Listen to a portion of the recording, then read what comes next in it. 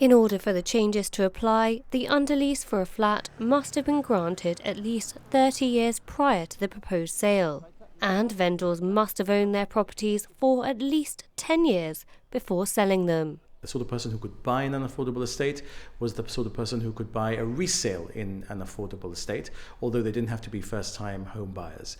What we're saying now is that in keeping with the manifesto commitment that we entered into in 2019, if you have owned your property for more than 10 years in one of the affordable housing estates, then you will not be subject to those resale restrictions that prevented you from selling in effect in the open market. Land Property Services will verify whether a flat qualifies to have the resale restriction in its underlease lifted.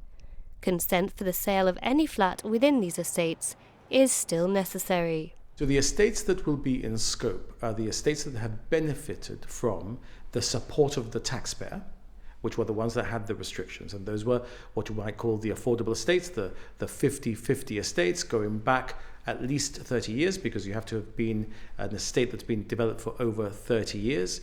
The ones that are obvious are the ones at Montague Gardens, the Harbour Views, additional ones like Sir William Jackson Grove or Gib 5, and all of the estates that were developed in that period, and indeed some others which also benefited from the support of the first GSLP administration. I think Vineyards and Brimton in some instances had support and so have been subject to some element of restrictions.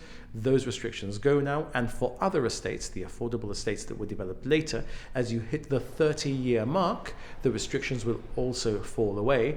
The Chief Minister said whilst many look forward to the completions of the first phase of Hassan Centenary Terraces, it's fair that those who bought in the 30-year-plus estates should no longer be restricted by resale conditions.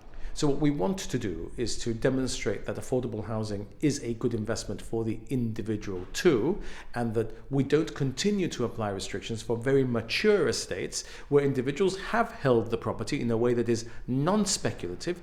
This will allow families to sell in the open market, while maintaining the prevention of speculation on new affordable properties.